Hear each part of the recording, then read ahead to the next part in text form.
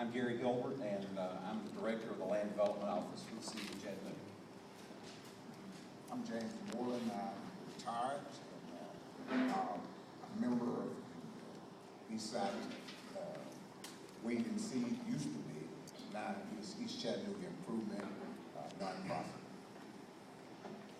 I'm Eric Myers. I'm an architect here in Chattanooga, Tennessee, and I own LME Architecture. I'm Bobby Adamson, owner of Adamson Developers, and also a member of the Home Builders Association, here on their behalf. And I am Michael Gilliland. I'm on the Board of Directors of Chattanooga Organized for Action.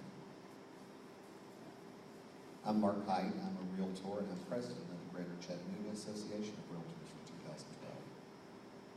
I'm Betsy McCrae, I'm the Executive Director of the Chattanooga Household Area. I'm Donna Thomas, and I'm the Chief of Code Enforcement for Neighborhood Services. I'm Abby Garrison, and I'm with Chattanooga Neighborhood Enterprise. I'm Buck Shelf. I'm a real estate developer for 4 years here in Chattanooga. I'm Steve Marsh. I work for Regions in our real estate banking department. We bank home builders and multifamily developers, both market rate and restricted rate. I'm Don Booth, excuse me, I've had throat surgery. I'm a downtown developer. I'm Pam Ladd, and I'm Chair of City Council. Hey, Pam. I'll ask you all, what jumps out to you the most from what we shared with you tonight in terms of the demographic changes? I mean, feel free to jump in. Anybody, what key walkaways did you get out of what we shared with you tonight? Don't be shy.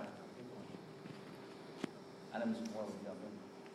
One of the things that really touched my mind is as people struggle to just survive, housing become a greater issue. As you look at the different charts, you see where people's on a low income scale is more challenged around how they have affordable housing. So it's really a challenge. Well, I would say if you walk out the door, you just presented the statistics that showed what the average house price was at $170,000, $178,000 in that neighborhood. And if you walk out the door of this school, you're going to be hard pressed to find new construction quality housing that will fill anywhere close to that average, much less what we see as far as the median household income. It's just not there. And I think the other key factor you made was not just affordable, but livable housing in these price ranges. Great. Thank you, Mark. Other observations or thoughts?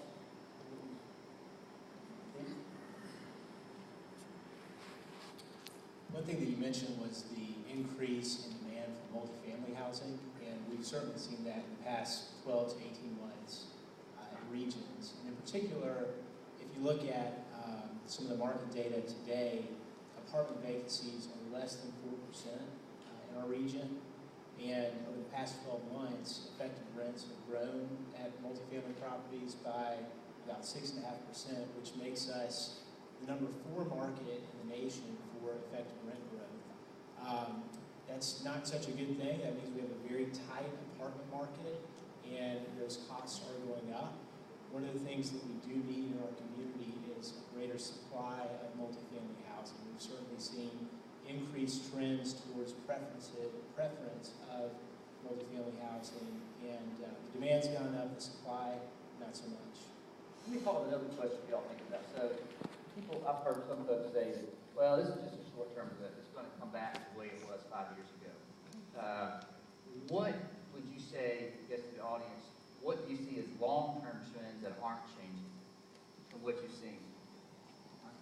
I would say that the Westside Community Association just recently published a report that was done with the help of an urban planner to discuss affordability in the downtown urban core.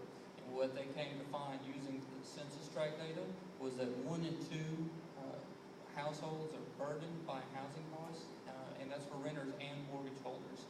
And for renters, 28%, and nearly 1 in 4 of homeowners are severely burdened, meaning that over 50% of their income is spent on housing costs. Now that over the course of the past 2 decades, throughout the urban renaissance here in Chattanooga, Tennessee, that has grown. And you see in almost every census tract area that housing costs are, in most places, far outstripping the income levels of most residents.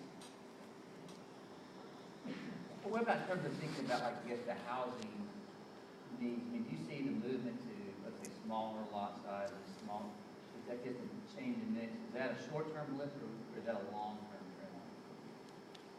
Well, I would just say that I think it's clearly a long-term trend. I think that the demographics that y'all presented around the baby boomers and Gen Y, if you just talk to folks anecdotally and think about yourselves and your own preferences, I think a lot of people would say that they're interested in infill housing, they're interested in smaller housing, they're interested in having access to robust neighborhoods with lots of different uses. So that was something that jumped out at me. Yes. One thing that jumps out at me, we need smaller footprints and for having no affordable house. And building a house with greens, sometimes the buyer don't know if they buy a green home, then they're gonna cut the utility bills in less than half. So that's part of the money they can put toward paying the note. So that's one point that jumped out. That's a good problem, but how can green building help increase affordability long-term? That's a good, Bobby, would you follow that?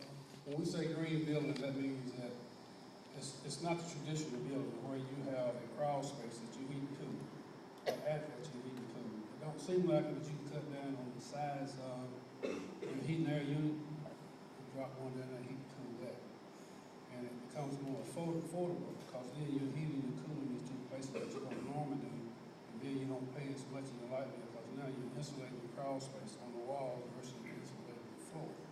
And the same way in the attic. And then the house becomes tight, but we have to bring the air in also to make sure it has enough air in there for the person to make it comfortable. I'm gonna pick on Eric Myers a minute. Eric, are there housing types out there that are, like you were talking about, 800 square feet? I mean, can you design a house that small or a living unit? Absolutely. I'm kind of shocked by what has happened to housing just in my lifetime. I'm not that old of a fellow, really. But I grew up in a semi-suburban home and 3-bedroom, 1-bath house with a family of 4. And that demographic and that design challenge for any home ownership has dramatically changed. Now we put a bath for every person in the house. I think we saw tonight that there's a 2.7, 2.4 people in every average household. Well, there's 1 bath for every person in that house. And that's also part of being energy efficient, doing with less. And I think that that's, on the consumer side, some of the things to realize that affordable housing starts with some of the most expensive things in your home. And bathrooms are seriously one of those things. And I can't believe that we've actually trended to that point, and now we've gotten to a place where a home's larger and they're more expensive and they're harder to maintain. And we can't believe that we can't afford the 5-bedroom, 3-bath house anymore. Well, those days are over. In my opinion, those days are gone. Okay. All right, any questions from the audience? Folks, I want to ask a couple of questions and get feedback to the panel. I just kind of comment in greenhouses. Doug Rye has been sponsored here 2 or 3 times by the Power Board and PBA. He suggested cellulose insulation and what he would do. He did it in one habitat house, and it averaged, that house averaged $35 a month for year-round heating and air, utilities. And for some reason or other, nobody wants to seem to put that in. They keep wanting to access the same old stuff, and we end up with the same things we can't afford. Okay, so think about some new technologies and materials to help them insulate. Good question. Robert? Jim? Kind of question for the builders. This kind of question for the builders. If the houses are getting smaller, will not the cost per foot go up? The gross dollars may be smaller, but won't the cost per foot go up? It said if we reduce the size of the house, will the cost per square foot go up? The cost of a square foot will remain about the same as it is now. Only thing, you're gonna have a 1 to 3% more by building it green that you can tack on to that. But in 3 to 5 years, you got have recouped that because you paid less on your electric bill. And I would like to speak to this other thing about the installation. Salios is a good installation, but a good company that uses fiberglass can get the same results that Salios did. It's just based on who's doing the job. Have one more question over here in the corner. Yes, sir. Notice that it spoke of incomes of $35,000 and $20,000.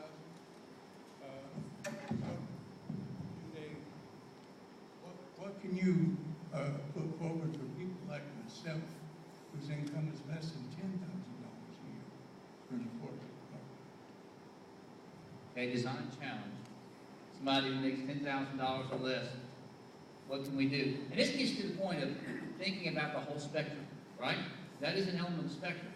So clearly, I guess one thing you might think of is that becoming something more of a nonprofit driven or public housing driven. So maybe Betsy, you or Abby can respond to that. Sure. We have a program under our Housing Choice Voucher Program where you can use your voucher to actually use it to offset the first mortgage on a home. And to be eligible for the Housing Choice Voucher Program, you have to be obviously at 60% or 50% or less of AMI. So it is one affordable option for homes.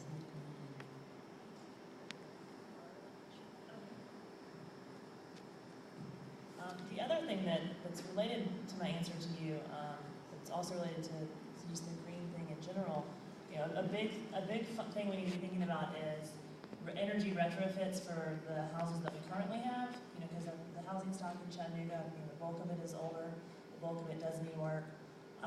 So related to that, there's programs out there for weatherization. It's actually grant dollars that are available, and it's based on need. It's a point system. It's a sliding scale, and you know, the more you need it, the higher the chances are that you'll get it. So that's one option.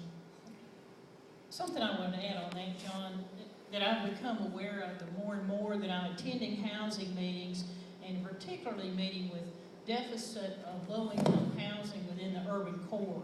And that is, you've got to make sure that the housing that we have for low income has all the other elements that have to be present for a lifestyle of success.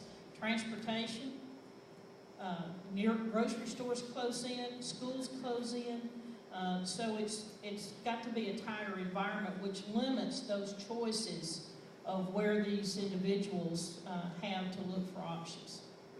We have one more question, but then we're This is for Steve Marsh, Regions. I'm also a developer, and so interested in low-income housing. What is Regions doing? What are they going to do specifically in Chattanooga to aid and assist credit-worthy developers, whether it's multifamily, single family, take your choice, specifically, not general? Absolutely. We have, and you mentioned low-income housing, we have a very active program through Section 42 of the IRS Code, where we have in the past year invested $100 million in low-income housing tax credits, working with developers to build restricted rent apartment complexes that are in part subsidized by a federal grant through the state of Tennessee. So that's a very active program. We're very proud of our participation in that. Also on the market rate side, we have done, I guess, about half a billion dollars in multifamily loan origination over the past 12 months, and then about the same amount in single-family construction for home builders. So we do remain active in terms of providing capital to developers. The figures that I just gave were national, but we do remain active in construction here locally, working with home builders, primarily the ones that we came into the recession with. So in the home builder space, we haven't been actively seeking new clients, but we have been continuing to work with the ones that we have over the past few years, and then certainly for the income income-producing property types, including multifamily. We are actively seeking new clients. That's a good, I mean, we'll get that in terms of action steps, and clearly the capital side is part of the solution, and we've got some thoughts in that regard. Yep, it is. You don't have that, you can't have capital, you can't do it. I agree.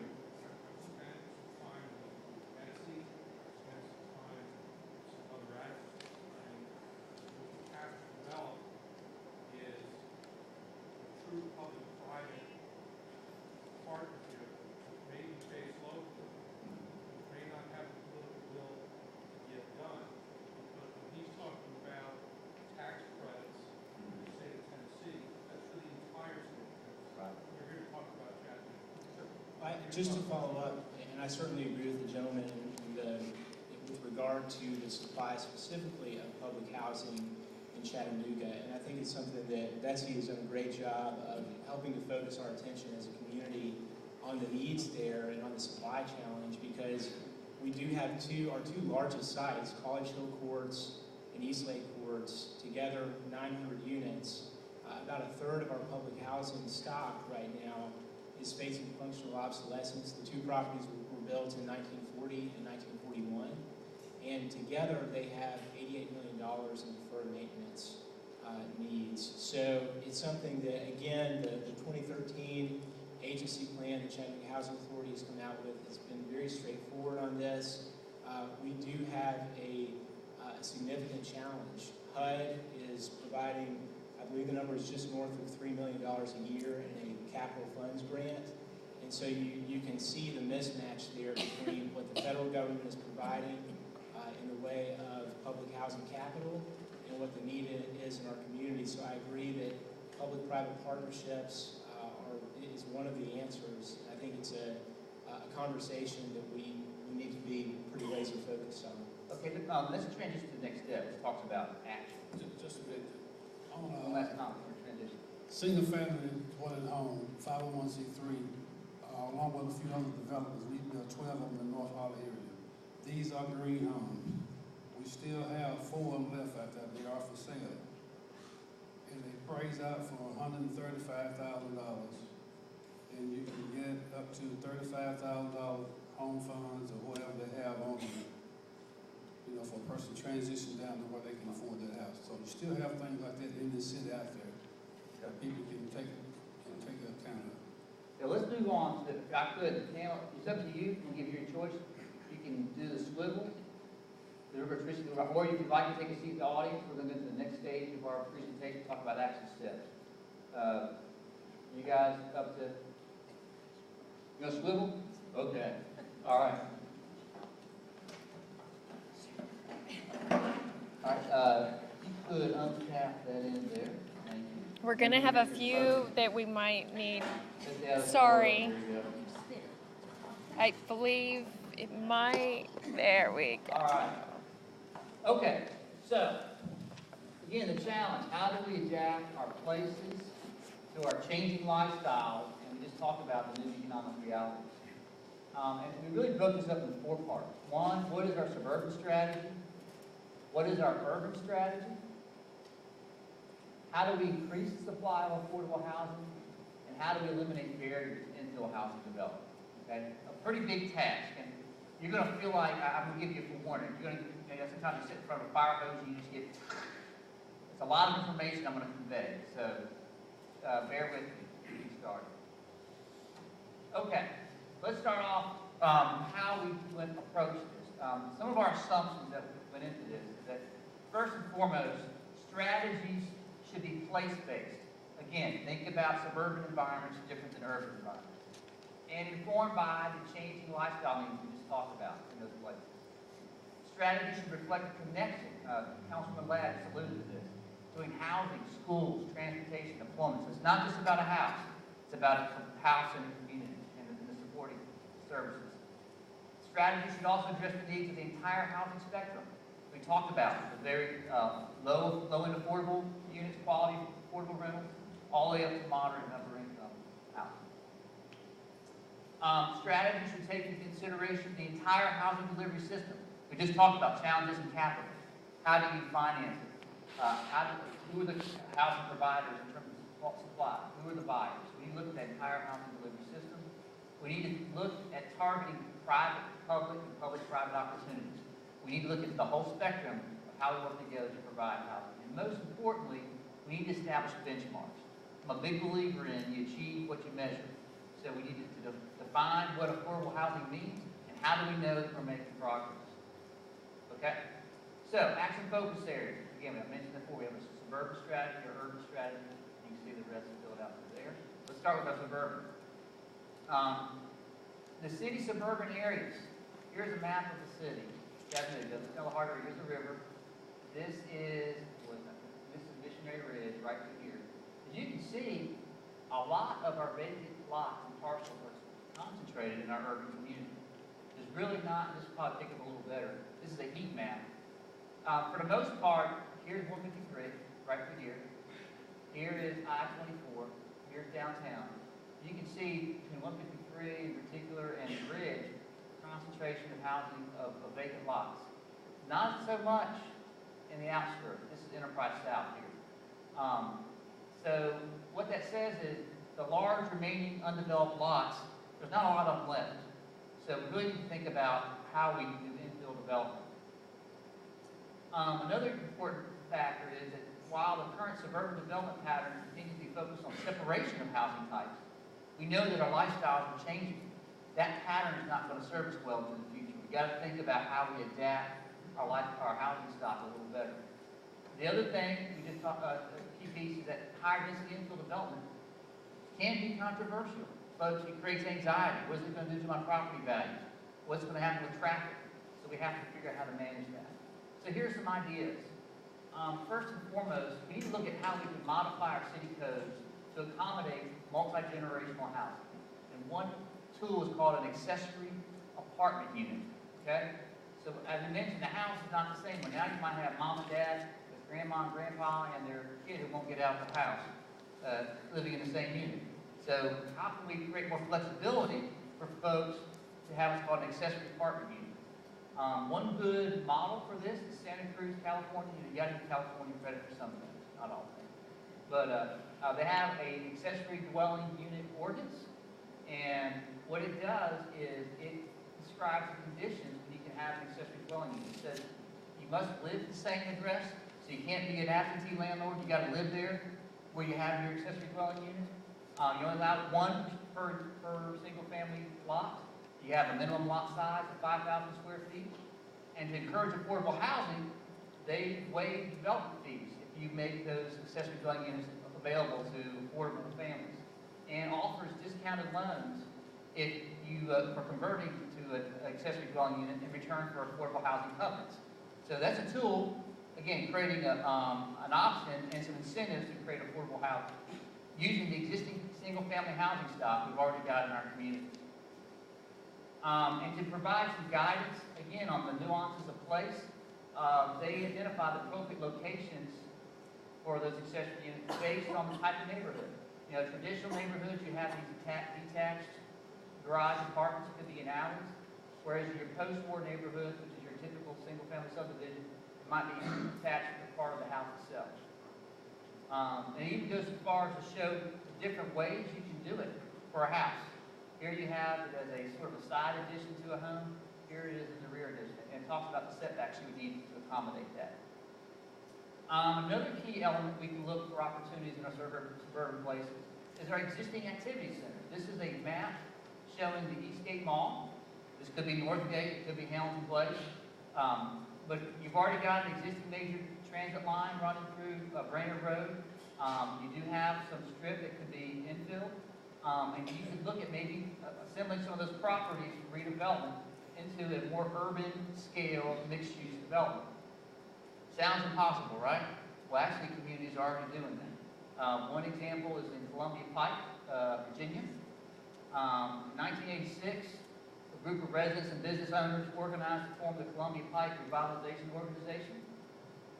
They got together, developed a revitalization plan for their community that looked at how they could fill in the gaps of their activity center.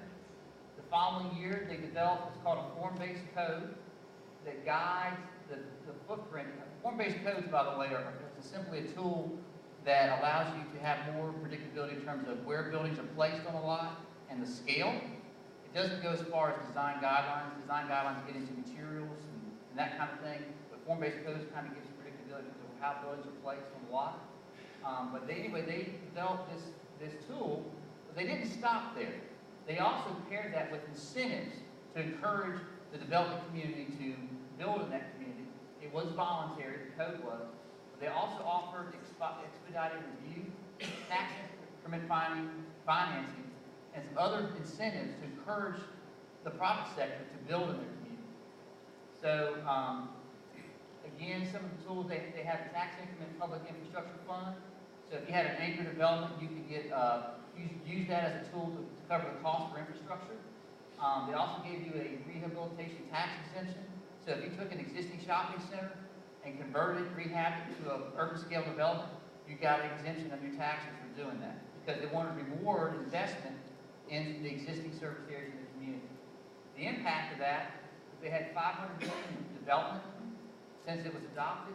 That included townhomes, mixed-use developments, and a new grocery store. So I think the point is, if you take a deliberate approach in terms of how you infill around some of your existing activity centers and marry that with incentives, you can begin to see change in your community.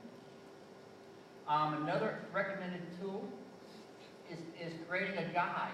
We need to figure out how we do infill in these small lots that are scattered throughout some of our existing suburban neighborhoods. One community, this is an example from Portland, Oregon, they developed a whole set of housing prototypes for how you do infill on these small lots. They got like a dozen or so. So it gives builders some options in terms of how they can go about doing appropriate infill in established neighborhoods. I think another key element of this is making sure we get the public process right. There's one thing we've learned, and this is my work, if you do things out of step, you can get in trouble fast.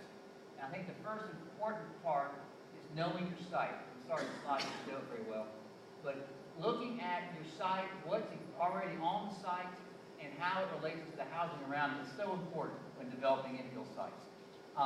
We really don't require that currently in terms of doing a site context analysis. We might want to look at it as a tool for promoting infill development. The other thing would be good is that when you're doing an infill project is to meet with your residents before you submit your application. Again, that's an opportunity to hear what they're trying to have and see it take place within the community and get feedback before you formally submit. And then finally, give us some good elevation drawings. Now this is a little bit of tongue-in-cheek, but a lot of times I think the reason we have a resistance to infill, moderate or higher densities, they really don't know what's going to happen there. You know, people don't read two-dimensional plans too well. You need to give them a three-dimensional look. What do those elevation drawings look like so I can see how that development is going to fit in my community? Okay? All right, let's go to urban strategy. That was the first part, sorry. Take a breath. All right, urban, different place. The opportunities in urban areas is clearly, they are more closely aligned to what Generation Y wants. They have the mix, the vibe that give that generation the desire for walkable places that have a lot of things going on. And by the way, there are some aging baby boomers that are moving these communities as well. Another key important element, this relates to how we revitalize our downtowns. If we want to see our downtown become a 24-hour city, we need to have more housing downtown. And so, getting those rooftops downtown is going to be key. All right. Challenges. While that's great for urban areas, there are challenges. As you saw, those vacant properties, they're not really assembled or grouped in one area, they're scattered. And so it's going to take work to assemble those properties together into something you can develop on. There are also some sites that are encumbered by what we call brownfield challenges. A lot of these sites may have had, maybe next to a former gas station or something. Actually, this site we're sitting on was a brownfield site. It used to have a gas station. I don't know how many of y'all remember that, but it took some work to get that cleaned up before they could develop the site. Okay. I think another important part about building in urban markets is there's not a lot of healthy, thriving urban markets. I can count on my hand probably 5 communities where there's really a thriving urban market, meaning that it doesn't take a lot of incentive to get the private market to build housing. And so we need to increase the number of healthy neighborhoods in our city to entice more development.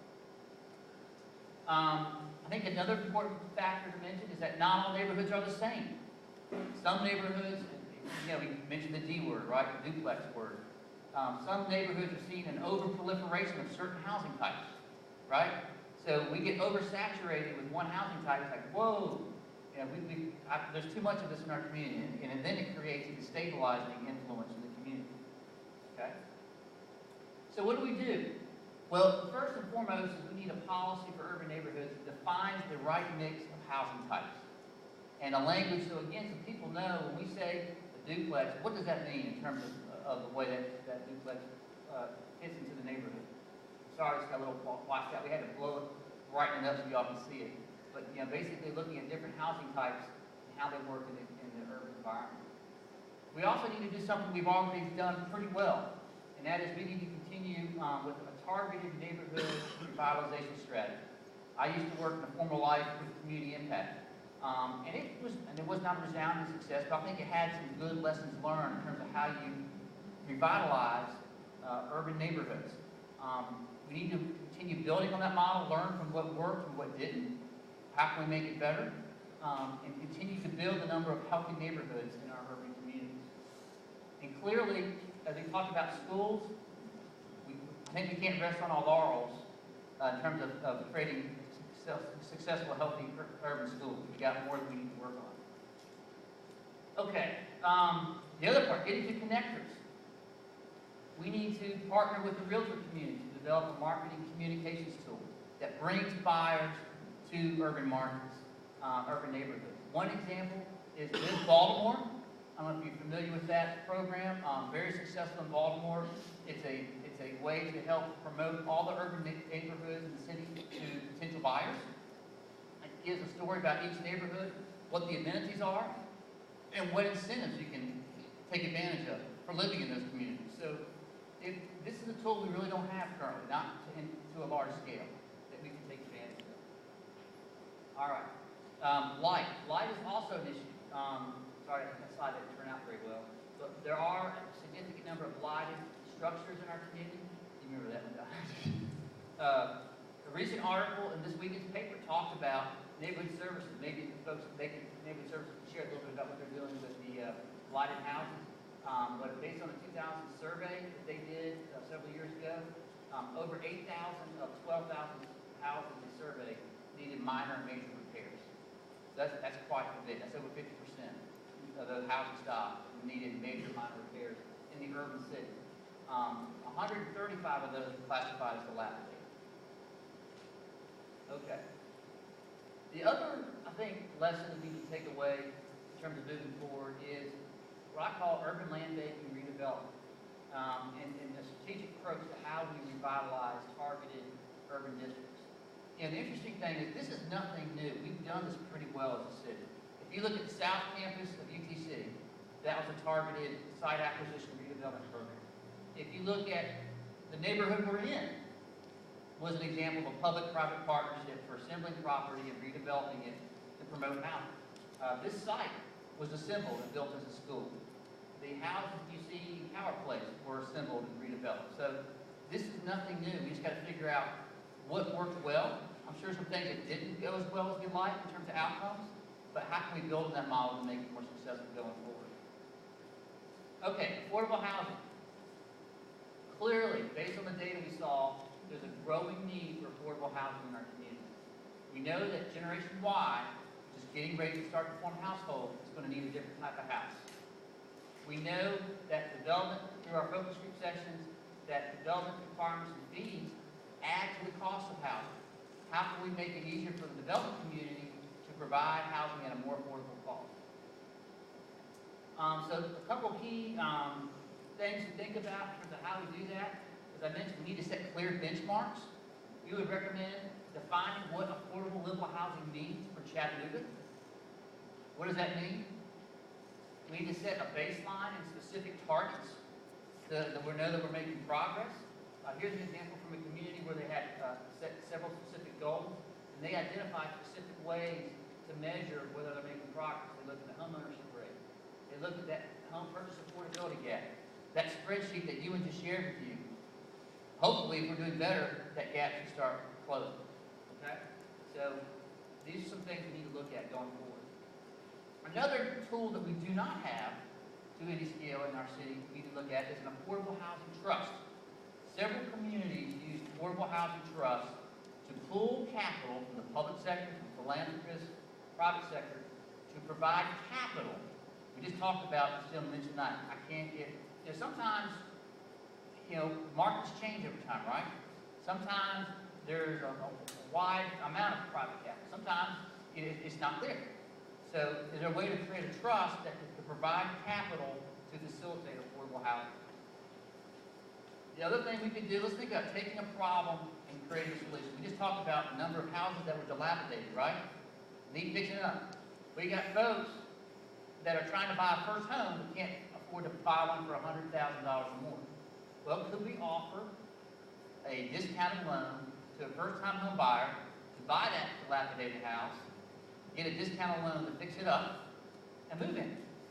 You fix your housing problem in terms of now you turned this dilapidated house into an improved house, and you created somebody with their first time to buy a home. Again, a tool to look at, if you want to look into this further, Columbus, Franklin County, Ohio, they have an affordable housing trust. And its mission is to focus on the facilitation. That's long, just not going to read all that. The bottom line is they provide a variety of loans to finance acquisition, construction, and bridge loans for constructing affordable housing. They even go further. They provide technical help and pre-development research to developers to mitigate risk. So as a way to understand what's going on in the marketplace, they provide that information free of charge to developers. So since their inception in 2001, they've preserved or created over 6,000 housing units, affordable housing units. In 2011 alone, they loan commitments totaling over $6 billion for 523 new or rehabilitated housing units. One of their recent projects, they provided a $1 million construction loan for a 100-unit, you see featured here, permanent supportive housing initiative. So they look at two elements here. They targeted formerly homeless individuals as well as low income. So they built in that property a unit that could meet folks that are transitioning from homelessness to owner-occupancy, or I should say, to permanent housing. Okay, let me jump in. I think another key piece to talk about, how do we promote the provision of affordable housing? What we would recommend is a carrot and stick approach, lack of a better word. Provide incentives for builders to provide affordable housing. If you're providing affordable housing, they should have fee reductions and density bonuses to support that work. If a project doesn't provide affordable housing, they would then provide a fee that would go, let's say, to that housing trust to build it elsewhere in the community. So it's kind of a give and take, is what we're recommending as an approach. And we also think we need to look very closely at what is our local capacity to manage affordable rentals. Right now, the biggest player we got is, I know CHA is trying to do the best they can, but I'm sure they would love some help. We need to look at, is there an opportunity to create maybe another nonprofit or organization that really focuses on quality affordable rental housing in Chattanooga. Okay, aligning codes and policy. How am I doing on time? Am I good? Okay, I'm not too bad. Okay, 5 more minutes. How do we align our codes and policies to promote our housing needs? As we mentioned, most of those remaining undeveloped sites are smaller, tend to have environmental constraints, right? They're going to be either, if they were, as somebody told me in the building industry, if it was easy to develop, it would have been developed by now, right? So we're dealing with places that have steep slopes or have floodplain issues. And our current zoning and code requirements limit the ability of developers to mix housing types. We're going to share a little bit about that in a few minutes here. So again, how about offering reduced or limited fees and streamlined review for projects that incorporate affordable housing? How about also when you look at our subdivision code and street standards to eliminate those site engineering requirements that it's what I call over-engineering. And one of the problems we got now is we have one street for all sites. Gotta be 26 feet, am I right? 26 feet. I don't care what kind of street it is, it's gotta be 26 feet. A lot of other communities are taking a much more, what's the word I want to say? Providing more choices in terms of the street types you can provide for a subdivision. Oregon, you got to again, another kudos to Oregon. They have a whole street manual that looks at different street types. Here is an example of a cross section of a 20-foot street that had no on-street parking, 20-foot pavement curb to curb. Okay? Just to show you the impact of what we're talking about, on your left, you see it's a traditional single-family subdivision development. When you have disconnected streets, not much network, larger lot size requirements, big cul-de-sacs, notice there's not a whole lot of open space left. Also, you notice that's probably all the same housing types, the same subdivision. Whereas if you do something that you would hear more of this called low impact development, where you have a street grid network, I mean, clearly to go from here to here, you got to have some kind of street network. Okay, that is one of the things you got to look at.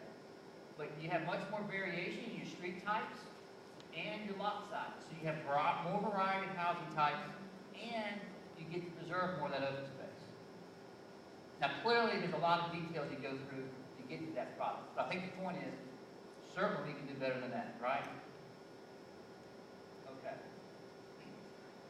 Kind of last few things I want to hit on. The other thing we need to look at is updating our zoning codes to allow things like co-housing.